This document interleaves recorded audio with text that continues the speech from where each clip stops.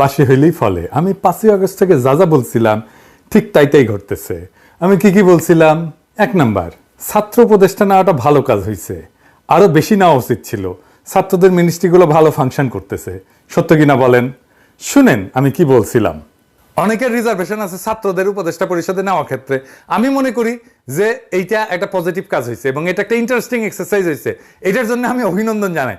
এই এক্সপেরিমেন্ট যদি সফল হয় তাহলে বাংলাদেশের রাজনীতির চেহারা কিন্তু পাল্টে যাবে। এই এক্সারসাইজটা খুব ভালো হয়েছে। এক্সপেরিমেন্টটা সফল হলে তরুণদের ব্যাপকভাবে রাজনীতিতে আকৃষ্ট করা যাবে এবং আমি মনে করি এই এক্সপেরিমেন্ট সফল হবে। 2 নাম্বার, বেশিরভাগ উপদেষ্টা অপদার্থ, এরা কোনো রেজাল্ট ডেলিভার করতে পারবে না। কথা সত্য কিনা বলেন? অপদার্থ এবং অথর্ব, জরাজীর্ণ, জীর্ণ শীর্ণ, বুইরা খাটাস। কেউ তাদের চাকরি দিত কিনা বলেন? কোন প্রতিষ্ঠানে তারা চাকরি পেত? বুড়াগুলার হাইপার টেনশন, ডায়াবেটিস, কেউ দেখেন অ্যাডাল্ট ডায়াপার পরে পেশাব ধরে রাখতে পারে না, প্রোস্টেটের প্রবলেম। মহিলাদের কথা আর কইলাম না। যাই হোক, 3 নাম্বার, অস্বচ্ছ প্রক্রিয়া, ব্যক্তিগত পছন্দ অপছন্দের উপর ভিত্তি কইরা উপদেষ্টা পরিষদ গঠিত হয়েছে এবং যে সমস্ত নিয়োগগুলো হইতেছে সেগুলো তাই। আমি আর কইলাম না, নাম ধইরা তিক্ততা তৈরি করতেছি না, আর অনেক তিক্ততা তৈরি করছি, আর করব না। 4 নাম্বার, সুপ্প একটা সমস্যা, এটা না সরাইলে ঝামেলা হবে। ছাত্ররা কলে বুঝছে পরে। ওয়াকার একটা ঝামেলা, সে বিকল্প ক্ষমতা কেন্দ্র তৈরি করতেছে। আপনি তো দেখছেন স্বামীও এটা নিয়ে লিখছে। আগে কলে আমি যখন কইছিলাম তখন স্বামী আমার উল্টা লিখছিল, দেখেছেন? 6 নাম্বার, আমি বলছিলাম এই সরকার জনপ্রিয়তা হারাইবে, হারাইছে, হারাইতেছে। 7 নাম্বার, আমি বলছিলাম ছাত্ররা জনপ্রিয়তা হারাইবে, হইছে। 8 নাম্বার, আমি বলছিলাম আওয়ামী লীগ ফিরে আসার চেষ্টা করবে, নানা জায়গায় ঝামেলা করবে, করছে। এর কারণ কি? কারণ হইতেছে বিপ্লব ওই প্রথম দিনেই বেহাত হয়ে গেছে। বিড়াল মারতে হয় প্রথম রাতেই। আর এই বেহাত করার 2 কারিগর হইতেছে ওয়াকার আর আসিফ নজরুল। ওয়াকার তো বিপ্লবের স্টেক হোল্ডার না, কিন্তু আসিফ নজরুল নিজের হাতে পুরো জিনিসটা ধ্বংস করে দিছে, মনের মাধুরী মিশায় ধ্বংস করেছে আর কি। আমি আজ বলতেছি, মিলাই নেন, আজ থেকে 20 বছর পরে আসিফ নজরুল এই বিপ্লবের ভিলেন হিসাবে পরিচিতি পাবে। আজকে সেজন্য সিল মারলাম না, আপনারা মাইরা নিয়েন 20 বছর পরে। সিলটা সেদিনই মাইরেন। আসিফ নজরুল পুরা বিজয়টাকে বাঙ্গু এলিটদের হাতে তুলে দিছে, তার প্রিয় প্রথম আলো, ডেইলি স্টার এই গ্রুপের কাছে। তাই বশিরেরা উপদেষ্টা হয়, যারে daily star business person of the year পুরস্কার দেয়। ফারুকি, যারে নিয়ে প্রথম আলো কয়েকদিন আগে একটা বিশাল স্টোরি ফান্দে উপদেষ্টা হওয়ার আগে, এটা দেখানোর জন্য যে সে এই কালচারাল এরিয়া কন্ট্রোল করে। এখানে কালচারাল এরিয়ায় যারা শেঠ তারা সব তার ভাই বেড়াদার, এবং ভাই বেড়াদার বলে একটা গ্রুপ আছে, সেটা ফারুকির গ্রুপের, ওই সোবিয়াল গ্রুপের লোকজন যারা ফারুকির সাথে কাজ করেছিল, বুঝছাও? ফারুকিরা নিয়ে যখন চারিদিকে হাউকাউ লেগে গেছে, তখন ফারুকিরা অভিনন্দন জানায় কে কি কইতেছে তাই নিয়ে প্রথম আলো নিউজ করেছে, দেখেছাও? এত করবি তো, তোর নয়া বাল গজাইছে, আয়নায় তো দেখবই। কিন্তু ফারুকির নিয়োগ নিয়া জনমানুষের মনে যে বিক্ষোভ, তার নিউজ দেখেছেন প্রথম আলো, ডেইলি স্টার? কোথাও দেখেন নাই।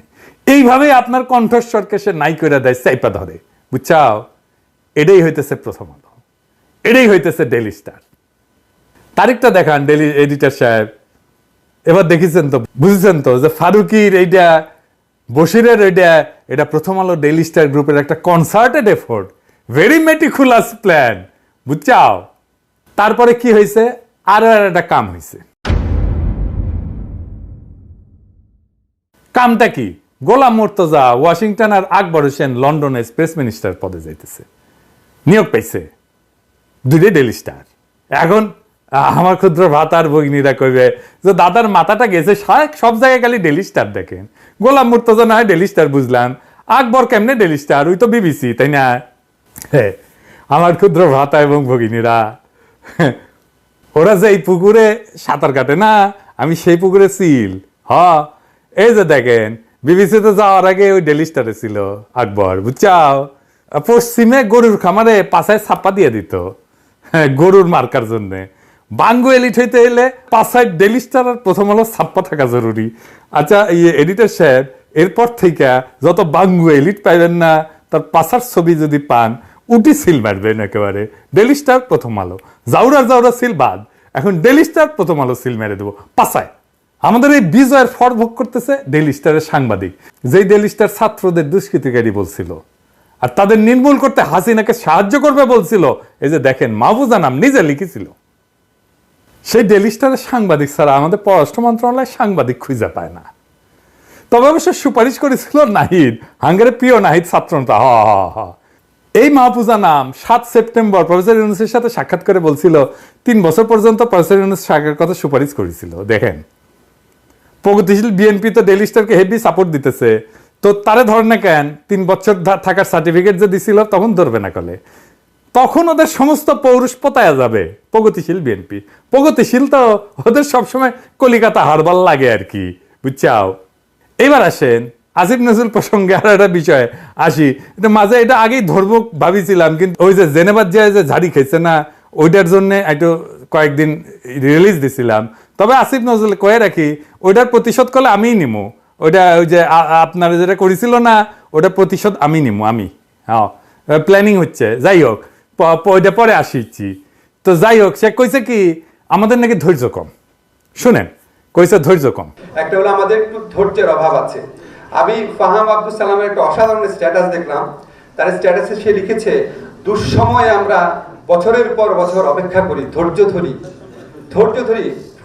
16টা বছর এই দেশের 90% মানুষ ধৈর্য ধরে বসেছিল। কারোর মধ্যে যন্ত্রণা দেখি নাই, অনেকের মধ্যেই দেখি নাই। তো তখন এত ধৈর্য ছিল আমাদের, এত এরকম একটা ফ্যাসিস্ট রেজিমকে বছরের পর বছর আমরা ধৈর্য ধরে অপেক্ষা করলাম। এখন আমাদের একটু ধৈর্যটা একটু রাখতে হবে। আসিফ নজরুলের ভাগ্য আসলেই ভালো যে আমি উপদেষ্টাদের গালি দিব না প্রতিশ্রুতি দিছি, নাইলে এমন একটা গালি দিতাম না। আজকে গালির দুঃখে বাসায় গিয়া বালিশ বুকে চেপে কাঁদতে ওই সারাদিন। আচ্ছা বলেন তো, সে কইল ধৈর্য কম। আমরা কোন জিনিস চাইয়া অধৈর্য হয়েছি কন তো? এই উপদেষ্টারা গালি খাইছে কি জন্যে বলেন তো? আমি কয়ে দিই, আসেন দেখি গালি খাই কি জন্যে। গালি খায় আহতদের চিকিৎসা না করা নিয়ে। আজ আহত ছাত্রদের উপর দিয়া গাড়ি চালাই দিছে স্বাস্থ্য উপদেষ্টা। শোনেন, আমার বানানো কথা না, শোনেন আহত ছাত্রের কাছেই শোনেন, উঠি ছিল, শোনেন ওর কাছেই। উনি রুগী দেখতে আসছিল, ওনার কথা ছিল এখানে যারা বৈষম্যবিরোধী ছাত্র আন্দোলনের রোগী ছিল তাদেরকে প্রত্যেকে দেখবেন, দেখে তাদের চিকিৎসা যদি আরেকটু উন্নত মানের ভালো হয় তাহলে তাকে বাইরে পাঠানোর কথা বলা হবে। আর যাদেরকে এখানে ট্রিটমেন্ট করানো যায় তাদের এখানে একটু ভালোভাবে ডাক্তার করে চিকিৎসাটা করবে। কিন্তু সেই ক্ষেত্রে উনি আসার পরে উনি আপনার 5 থেকে 6 জন রোগী দেখছে। রোগী দেখার পরে উনি চলে যাইতেছেন। আর উনি আসছেন আপনার এই চারতলায় এয়ার কেজল চারতলায় আসছেন। চারতলায় আমাদের এই রোগী দেখতে আসছেন। 3 তলায় আমাদের বৈষম্যবিরোধী ছাত্র আন্দোলনের রোগী আসছিলেন, ওই ফ্লোরেও যাওয়া হয়নি। তারপরে আমরা চলে যেতেছি। তারপরে আমরা কয়েকজন মিলে নিচে নামছি তার সাথে কথা বলার জন্য। ম্যাম আপনি আসছেন, আসার পরে আপনি 4-5 জন রোগী থেকে চলে যেতেছেন, তাহলে আমরা কি করছি? আমরা তো বৈষম্যবিরোধী ছাত্র আন্দোলন। আচ্ছা আমি আপনার যে একটা জিনিস থেকে, যে আমার হাত, এই হাতটা আমার এখনো মুভমেন্ট হয় না। আমার হাতে এই ভিতরে যা আঙ্গুলগুলো সব একবারে ফুটে গেছে। ভিতরে হাড়গুলো ভিতরে সব ফুটে গেছে। পরে ওনার কাছে যাওয়ার পরে উনি আমাদেরকে কোনো পাত্তা দিল না, উনি চলে গেছেন। তারপরে আমরা বাধ্য হয়ে ওনার গাড়ি আটকানোর চেষ্টা করছি। গাড়ি আটকানোর চেষ্টা কেন করলাম? তাহলে আমাদের 3 জনকে গাড়ি চাপা দিছে। আমার গাড়ি চাপা দিয়ে আমার একবারে এই গলায় গাড়ির চাকরি নিয়ে আসছে। আরেক ভাইয়ের আহত ভাই, ওনার পায়ে গুলি লাগছে, ওই ভাইয়ের পায়ে গাড়ি তুলে দিছে। আরে এরকম আমাদের 3 জনকে এরকমটা করা হয়েছে। কিন্তু আসলে আমরা তো বৈষম্যবিরোধী ছাত্র আন্দোলনে আহত হয়েছে, উনি তো আমাদেরকে কোনো পাত্তা দেয়নি। আমরা মনে করেন রাস্তা দিয়ে ফুটপাতে মানুষ যেরকম ব্যবহার করেছে, আমরা তার কাছ থেকে এই সেম একই ব্যবহারটা পাইছি। দেখেন ওর হাতের কি অবস্থা হয়েছে গুলি খেয়ে। দেখেন আর কি জন্য রাগি, আর কি জন্য গালাগালি করিয়ে গেলে। এই যে সামেকাটা মজুমদারদের দিয়ে জনপ্রশাসন চালায়, তাই না? সামেকাটা মজুমদাররা কে নিছে উপদেষ্টা পরিষদ? ওক নাও লাগবে কে? এই বুড়া খাটাস গুলারে মন্ত্রিসভায় আনা, এটা নিয়ে গেলে, তাই না? আর পিছে মুজিবের ছবি লাগা অফিস করা, প্রত্যেকটা তো করিচ্ছে। আসিফ নজরুল নিজেও করিছে। আসিফ নজরুলের সমালোচনা করছে ওই যে জামিল রে শিল্পকলা একাডেমির ডিরেক্টর বানাইছে সেই জন্য। ধৈর্য ধরার কি আছে? ওটা একটা কাম করে, আমরা প্রতিক্রিয়া দেখাই।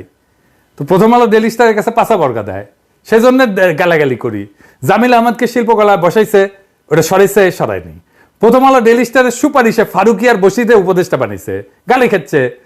আর কি বলছি যে আপনারা কোনো স্টেক হোল্ডারদের সাথে কথা বলেন না, আমরা সাহায্য করতে চাইলেও সেটা নেন না।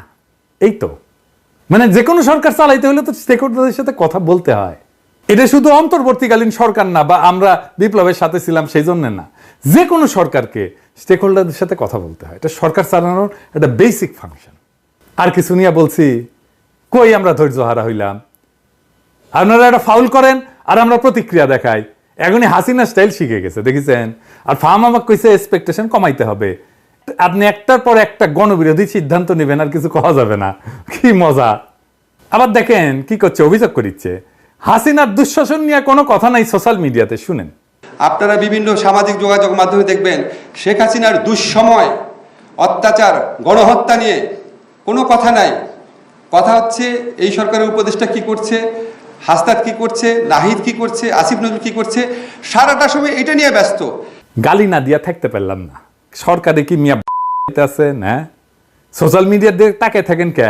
রাষ্ট্রটা তো হাতে দিয়ে দিছি, এই রাষ্ট্রের রিসোর্স নিয়ে বৈশা আপনারা পাবেন, আর আমরা ঘরের খেয়া বনের মোস্তারে সোশ্যাল মিডিয়া আপনাকে কামলা খাটবো। তো মিয়া আপনাদের ধ্বজভঙ্গ তো বিয়া বসেছিলেন কেন? আমাদের দিকে তাকে থাকতে হয় কেন? আমরা তো 2 পয়সার ইউটিউবার আর ফেসবুকার, সোশ্যাল মিডিয়া লাগে কেন এখন? হইলে তো ডেইলি স্টার লাগে, প্রথম আলো লাগে, সুশীল লাগে, আর সোশ্যাল মিডিয়াতে তখন হাঙ্গারে লাগে না? বাহ কি মজা! হাতে তো আর্মি দিছি, পুলিশ দিছি, প্রশাসন দিছি, আন্তর্জাতিকভাবে গ্রহণযোগ্য একটা নেতাও দিছি, হাসিনারে লাথি মেরে ভেগা পাছার নিচে তো চেয়ার দিছি নাকি? এক ডাকে হাজির হবে এরকম কয়েক লাখ আগুনের মতো পোলা পানো দিছি, তাও আপনার সোনাবাগি খারায় না কে? হ্যাঁ, প্রথম আলো ডেইলি স্টারের যে গোয়াতে দেন ওটা থেকে সার্ভিস নিতে পারেন না? এখন সোশ্যাল মিডিয়া লাগে, এখন ধন মিয়া। হ্যাঁ, কিন্তু ঠিকই দিবেন প্রথম আলো ডেইলি স্টারে। আরে বেটা নিজেরে জিগা কেন পাবলিক সে 5ই আগস্টের পর থেকে একটা দিনও ভরসা রাখতে পারছে না তো করে উপরে? সকালে এক দুশ্চিন্তা তো রাতে আর এক দুশ্চিন্তা। আমাদের কি করা উচিত? আমরা তো বছরের পর বছর এই ফ্যাসিবাদের নিপীড়নে নিষ্পেষিত হয়েছি, দেশ ছাড়া হয়েছি। আমাদের তো তোদের বসে নাকে তেল দিয়া ঘুমানোর কথা ছিল, অথচ বিজয়ের আনন্দটা পর্যন্ত আজ পর্যন্ত উপভোগ করতে পারলাম না। আমরা তো তোদের পাশেই ছিলাম, আছি তো এখনো। মাইরা কেইটা তামা কইরা ফেলার কথা না? আওয়ামী লীগরে শিকড় শুদ্ধ ফ্যাসিবাদের বিষ বৃক্ষ উপরে ফেলার কথা না? তোর যা করা সেটা না কইরা রাত বিরাত ওই মতির দণ্ডে তেল মালিশ করতে যাস কে? দেশে কি যোগ্য লোকের আকাল পড়িছে কেন? তোদের বাইসা মতির ভাতারদের তুলে আনতে হইতেছে। কে চালাইতেছে তোদের? চালাইতেছে কে তোদের? এটা বলতে হবে তো। দুনিয়ার যত ঘাটের মরা, যত বুইরা কাটাস, সেগুলো তুলে আনতেছিস আর উপদেষ্টা বানাইতেছিস। তোকে দিয়ে কাম কি? আমাকে রে তোদের বসানো হইতেছে বালের চামড়া ছিলার জন্য। আর তোরা আসিস কেমনে 72-এর সংবিধান বানাও, মুক্তিযুদ্ধের চেতনা বানাবো, কোন ফাঁক দিয়া 7 রং ঢুকাবো, আবার কেমনে আবার 71-এর চেতনা ব্যবসা চালু করবি সেই তালে। হাসিনারে কাউন্ট করি নাই, মোদিরে গোনায় ধরি নাই, জান লড়াই যুদ্ধ করছি, দিন রাত মানি নাই, পরিবার মানি নাই, দেশ মানি নাই, চইলা গেছি, সাইডা দিছি দেশ সাইডা রিফিউজি হয়েছি। বাচ্চারা যখন কাতারে কাতারে জীবন দিছে না, তখনই নিজের জীবনটা দিয়ে দিছিলাম। এটা এক্সটেনশন লাইফ চলতেছে, জয় দিন চলে। জানের মায়া কলের নাই আমার। আমি এখন জানতো মারা, আমার মতো এরকম প্রচুর জ্যান্ত মরা আছে, জীবন দিয়া দিতে এক মুহূর্ত ভাববো না। আমার মতো এরকম হাজারো পিনাকি আছে যারা বুকের ভিতরে আগুন জ্বালায় রাখছে। শত শহীদের রক্তের বিনিময়ে পাওয়া বিপ্লব যদি ধ্বংস হয় না, শহীদের রক্তের কসম বুকে মাইন বান্দা আমি অন্তত একটা উপদেষ্টার গায়ের উপরে ঝাঁপায় পড়বো, জয় বাংলা করে দেব নিজের সাথে তোদের। বাকিগুলারে আপনারা দেখে নিয়েন, আর তাদের দেখার জন্য অন্য লোক আছে। এলিটদের জাউরামো বাংলাদেশে চিরতরে বন্ধ করতে হইলে এই ছাড়া আর কোনো উপায় নাই। তবে ঝাঁপায় পড়ার আগে আকাশ বাতাস বিদীর্ণ কইরা স্লোগান দিবেন কলে, ইনকিলাব জিন্দাবাদ।